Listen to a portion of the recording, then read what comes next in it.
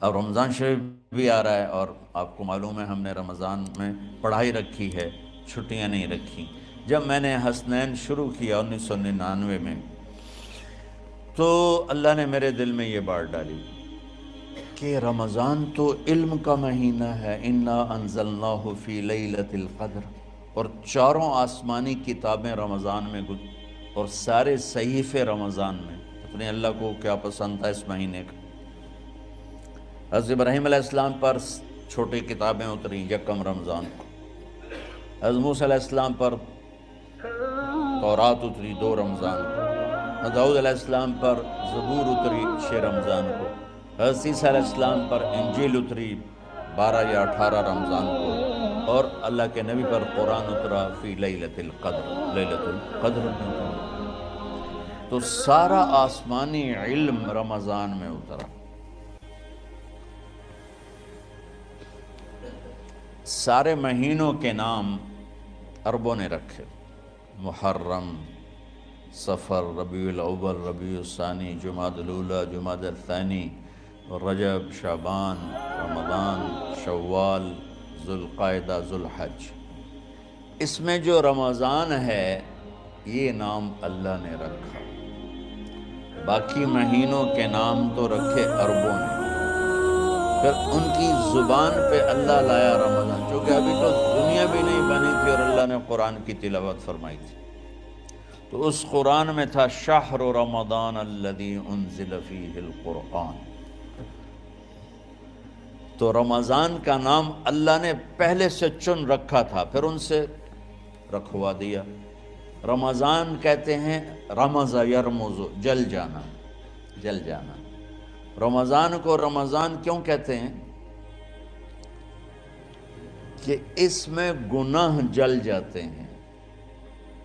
مسلمان پہلا روزہ رکھتا ہے اور اس کے گناہ اللہ جلانا شروع کرتا ہے، اس کی بھوک پیاس کی آگ میں گناہوں کو ڈالتا ہے، جلاتا ہے۔ آخر 29 رمضان یا 30 رمضان آخری رات اللہ تعالیٰ اس کی پچھلے سال کے سارے گناہ معاف فرما دیتا ہے۔ تو اس کو اس سے تشبیہ دی گئی کہ جیسے جلنے سے چیز ختم ہو جاتی ہے، رمضان کے روزے کی بھوک اور پیاس کی تپش سے اللہ تعالیٰ پچھلے سال کے سارے گناہوں کو معاف فرما دیتے۔ تو مجھے خیال آیا اس وقت جب ابھی بالکل کزرع اخرج شطأہ تھا، ہمارے مدرسے کی مثال کزرع اخرج شطأہ، دعا کرو اللہ تعالیٰ فاستغلظ فاستوی علی سوقہ، اسے بنا دے۔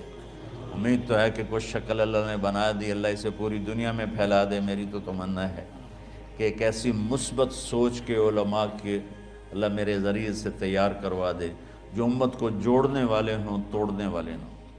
کتنا ظلم و ستم ہے کہ پیسے بھی لیتے ہیں اور امت کو توڑ کے چلے جاتے ہیں۔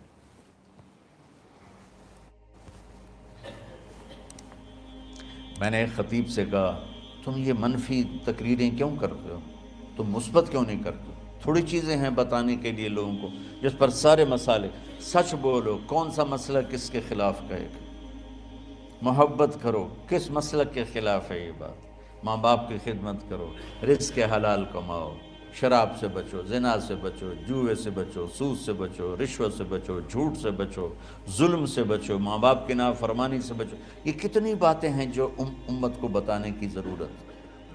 کہنے لگا یہ پھر پیسے نہیں لبدے، پیسے ہی اس گل دے لبدن کہ آج تسی فلانے آندہ توا لین بجامنا، اگر میں توا نہ لگاؤں تو میں تو نہ پیسے نہیں دے میں۔ تو یہ اس وقت سٹیٹس ہے، تو کیا پیغام جائے گا؟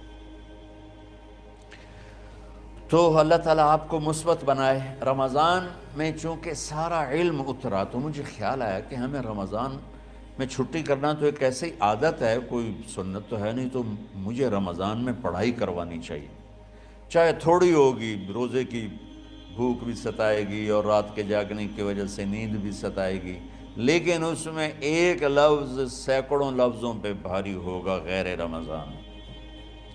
تو میں کراچی گیا اور مفتی تقی صاحب دامت برکاتہم سے سب سے پہلے جا کے مشورہ کیا کہ حضرت میں چاہتا ہوں کہ رمضان میں چھٹی نہ ہو، پڑھائی ہو۔ اس وقت رمضان سردیوں میں تھا، تو وہ بڑے خوش ہوئے، کہنے لگے یہ تو بہت اچھی بات۔ اصل میں ہمارے اکابر نے رمضان میں چھٹیاں اس لیے رکھی تھیں کہ سارا سال تو عبادت ہوتی ہے بالواسطہ، پڑھنا پڑھانا عبادت ہے ایک واسطے کے ساتھ، اور روزہ، نفل، تہجد، تلاوت یہ عبادت ہے بلا واسطہ۔ تو طلبہ علماء رمضان میں اپنا وقت عبادت میں گزارے، کہنے لگے اب وہ عبادت تو ہوتی نہیں رمضان میں، تو بہتر ہے آپ پڑھائی شروع کرائیں، بہت اچھا ہوگا۔ وہ تو اتنے بڑے ہاتھی کے پاؤں میں سب کا پاؤں، اتنی بڑی ہستی نے، وہ صرف پاکستان کا سرمایہ نہیں پوری امت کا سرمایہ ہے، تو ان کی اس بول نے نہ مجھے ہمت دے دی۔ تو پھر میں نے یہاں آ کر اس وقت یہ پہلی جماعت مولوی عدنان صاحب کی اور مولوی مسعود صاحب اور کچھ انتقال کر گئے رحمۃ اللہ علیہ، یہ تھے، تو ہم نے رمضان میں سبق شروع، اس وقت ذرا میری ہمت تھی تو میں رات کو پڑھاتا بھی تھا، بیان بھی کرتا تھا، اب تو یہی میں اتنی مشکل سے بول رہا ہوں۔ تو ہم نے رمضان میں شروع کی کہ یہ رحمتوں کا مہینہ، ہر چیز کی برکت کا مہینہ، ہر شے کی اللہ کی طرف سے فراوانی اس میں ہے، علم کی بھی، ہدایت کی بھی، رزق کی بھی۔ غریب سے غریب آدمی بھی سموسے بنا کے بیٹھا ہوتا ہے، پکوڑے بنا کے بیٹھا ہوتا ہے، اور دسترخوان پہ ایک کی بجائے 3 چیزیں پڑی ہوتی ہیں، چاہے رمضان کے بعد سب کے پیٹ خراب ہوں، ایک باری تک کھانے دی تباہی پھیر دیں۔ روزے کا مقصد ہی فوت ہو جاتا ہے۔ روزہ تو ہوتا ہے بھوک کے لیے، پر وہ اتنا کھاتے ہیں کہ سحری کا کھانا افطاری تک ہضم نہیں ہوتا، اور افطاری کا کھانا سحری تک ہضم نہیں ہوتا، پر انہیں دونوں کا ہی کھاونا ہے۔ کہتا بھوک نہ لگے، بھوک نہ لگے، وہ بھوک لگنے کے لیے تو روزہ ہے۔ ایک تو یہ جسم کو صاف کرتا ہے، دوسرا غریبوں کی غربت کا احساس پیدا کرتا ہے کہ جو بھوک تو آج برداشت کرتا ہے، غریب روزانہ یہ بھوک برداشت کرتا ہے۔ تو اللہ کے غریبوں کا، غریب بندوں کو کی خدمت کر، ان تک اپنے مال پہنچا، اپنا اللہ نے دیا ہے تو ان کو بھی اس میں شریک کر، قبر میں لے جائے گا۔ تو اللہ تعالیٰ نے میرے دل میں یہ ڈالا، تو ہم نے تعلیم رمضان میں شروع کی، کیونکہ قرآن رمضان میں اترا، انجیل رمضان میں اتری، زبور رمضان میں اتری، تورات رمضان میں اتری، پھر اللہ نے اس مہینے کا نام خود رکھا شہر رمضان، شہر رمضان۔ اس میں شب قدر رکھی، اس میں رات کی ایک نماز۔ اچھا، پہلی امتوں پہ روزہ فرض تھا افطاری سے افطاری، افطاری سے افطاری، بہت شدید تھا، 24 گھنٹے کا روزہ، بس افطاری کے بعد آنکھ لگ جاتی تو روزہ اگلا شروع ہو جاتا تھا۔ تو ہم پر بھی پہلے ایسے ہی روزہ اترا، افطاری سے افطاری۔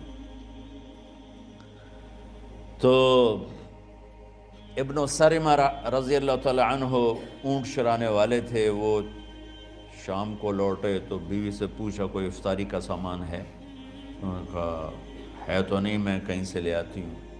وہ گئیں افطاری کا کوئی سامان لینے، ان کو تھوڑی دیر ہو گئی اور ان کی آنکھ لگ گئی، تھکے ہوئے تھے، سورج ڈوب گیا۔ جب وہ آئیں تو ان کا ہائے سرمہ تو ہلاک ہو گیا۔ کہ کیا ہوا؟ کہ اگلا روزہ شروع ہو گیا کیونکہ تیری آنکھ لگ گئی۔ تو انہوں نے کہا چلو کوئی بات نہیں، لیکن ظہر کے وقت بے ہوش ہو گئے۔ ایک روایت میں آتا ہے نماز پڑھنے آئے اور گر گئے، اور ایک میں آتا ہے گھر میں بے ہوش ہوئے۔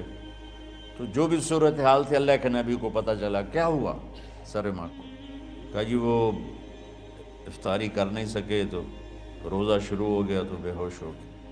تو اللہ کے نبی رنجیدہ ہوئے، تو اللہ تعالیٰ نے قرآن اتار دیا، چلو میرے محبوب ساری رات کھاؤ، حتیٰ یتبین لکم الخیط الابیض من الخیط الاسود من الفجر، کہ میرے محبوب صبح صادق تک آپ کی امت کو اجازت ہے، کھاؤ۔ پہلی امتوں پر افطاری سے افطاری، لیکن ان کی نماز تراویح نہیں تھی، تو ہمیں اللہ تعالیٰ نے دیا سحری تک، پوری رات۔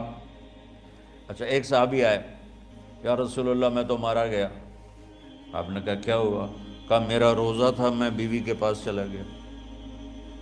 آپ نے کہا تو پھر تو غلام آزاد کر، کفارہ دے۔ کہا جی میں تو خود غریب آدمی ہوں، غلام کہاں سے آزاد کروں، خریدنا پڑے گا۔ آپ نے کہا 60 مسکینوں کو کھانا کھلا۔ کہ میں آپ مسکین ہیں، میں کینوں کھانا کھلاؤں؟ آپ نے فرمایا پھر آخری ہے کہ 60 روزے رکھ، وہ مسلسل رکھنے ہوتے ہیں جو کفارے کے ہوتے ہیں۔ وہ کہنے لگا ایک روزے چاہے کم کیتا ہے، 60 روزے اچ میں کی کروں گا؟ تو آپ نے فرمایا اچھا ٹھیک ہے بیٹھ جا۔ بیٹھ گئے۔ تھوڑی دیر ہوئی تو ایک انصاری صحابی کھجوروں کا ٹوکرا لے کر آیا، یا رسول اللہ یہ صدقے کی کھجوریں ہیں، تقسیم فرما دیں۔ تو آپ نے فرمایا بھائی وہ کدھر ہو؟ کہا جی بیٹھا ہوں۔ آپ نے کہا ادھر آ، یہ کھجوریں لے جا اور 60 گھروں میں تقسیم کر دے۔ سبحان اللہ، اللہ نے اس امت کو لاڈ لڈائے ہیں، یہ اللہ کی لاڈلی امت۔ عجیب واقعہ یہ، کہنے لگا یا رسول اللہ، اللہ کی قسم مدینے میں مجھ سے غریب کوئی نہیں، آپ ایسا کرو یہ میرا کفارہ مجھے ہی صدقہ کر دو۔ تو آپ اتنا ہنسے کہ یہ آخری دانت نظر آنے لگے۔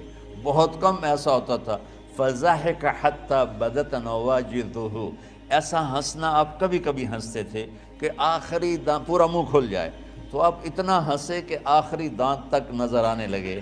تو آپ نے کہا اچھا جا لے جا تیرے واسطے، لیکن یہ صرف تیرے لیے اور کسی کے لیے نہیں ہے۔ تو جب ایسی خیانت ہوئی تو اللہ تعالیٰ نے دوسرا حکم بھی اتار دیا، باشروہن، کہ تمہارے لیے بیوی بھی حلال ہے، کھانا بھی حلال ہے جب تک صبح صادق نہیں ہو جاتی۔ لیکن اللہ نے ہمیں ایک نماز عطا فرما دی جس کو ہم آج صلاۃ التراویح کہتے ہیں۔ میرے نبی کے زمانے میں اسے قیام اللیل کہا جاتا تھا۔ تراویح کا نام کب پڑا اس کا تو مجھے پتہ نہیں، کہیں نہ کہیں لکھا ہوگا، لیکن صحابہ کے دور میں اس نماز کا نام تھا قیام اللیل۔ اس لیے حضرت عائشہ رضی اللہ تعالیٰ عنہ کی روایت ہے جس سے 8 رکعت والے حضرات استدلال کرتے ہیں کہ رمضان اور غیر رمضان میں اس کو امام بخاری نے قیام اللیل کا ہی عنوان دیا ہے، آپ نے 11 رکعت سے زیادہ نماز نہیں پڑھی۔ ایک ضعیف روایت میں ہے کہ آپ نے 3 دن پڑھائی نماز، یہ تو صحیح روایت ہے۔ کتنی رکعت پڑھائی؟ تو ایک ضعیف روایت میں ہے کہ 20 رکعت پڑھائی۔ اچھا ضعیف روایت سے عبادت ثابت نہیں ہو سکتی، حکم شرعی۔ تو جب حضرت عمر رضی اللہ تعالیٰ عنہ نے سب کو، اب میرے نبی کے دور میں 3 دن کے بعد آپ تو آئے نہیں کہ کہیں فرض نہ ہو جائے، تو صحابہ اپنے طور پر قرآن سنتے تھے ٹولیوں میں۔ صدیقی دور میں 2 سال وہ فتنوں میں گزرا، تو اس میں بھی اسی طرح چلا کہ ٹولیوں میں ہوتی تھی۔ حضرت عمر رضی اللہ عنہ کے زمانے میں حکومت مضبوط ہو گئی، طاقتور ہو گئے، تو ابتدائی سالوں میں نہیں، چند سالوں کے بعد اب مسجد میں تشریف لائے تو لوگ اس طرح کوئی 4 ادھر 4 ادھر 5 ادھر 10 ادھر 20 ادھر، تو کہنے لگے ان کو ایک ہی امام پہ جمع کر دیا جائے تو کتنا اچھا ہوگا۔ تو آپ نے سب کو اکٹھا کیا اور ابی بن کعب رضی اللہ تعالیٰ عنہ کو امام بنایا اور سب کو ایک نماز پہ جمع کر کے 20 رکعت کا حکم عطا فرمایا۔ تو حضرت عمر کا یہ عمل اس حدیث کو مضبوط کر دیتا ہے کہ چونکہ میرے نبی نے کہا علیکم بسنتی و سنت الخلفاء الراشدین من بعدی، کہ میری اور میرے خلفاء راشدین کی سنت پر مضبوطی سے عمل کرنا۔ تو حضرت عمر کا جو 20 رکعت طے کرنا ہے، اگر ان کا اپنا اجتہاد ہے تو بھی ہمارے لیے عمل کے لیے کافی ہے، اور اگر ان کو یہ یاد ہے کہ میرے نبی نے 20 پڑھی تھیں تو اور زیادہ اچھی بات ہے۔ لیکن بہرحال جو 8 پڑھتا ہے ہمارا اس پہ بھی کوئی اعتراض نہیں، چونکہ وہ بھی حدیث کے ساتھ بات کرتا ہے، اور باقی پوری امت 20 پڑھتی ہے ان پر بھی اعتراض نہیں۔ میں ایک جگہ سے گزر رہا تھا، نماز کا وقت ہو گیا، اہل حدیث کی مسجد تھی، میں وہاں نماز پڑھنے چلا گیا تو ایک بہت بڑا اشتہار لکھا ہوا تھا، 20 تراویح ثابت کرنے والے کو 5 لاکھ روپے انعام۔ کہ کس قدر بے وقوفی ہے اور کس قدر احمقانہ یہ امت کی باتیں ہیں کہ 20 تراویح، سینکڑوں سال سے امت کا عمل 20 تراویح آ رہا ہے۔ تراویح کا نام جو پڑھا مجھے یوں لگتا ہے کہ اہل مکہ، یعنی اہل مکہ جو تھے نا، وہ 4 تراویح پڑھ کے ایک طواف کرتے تھے،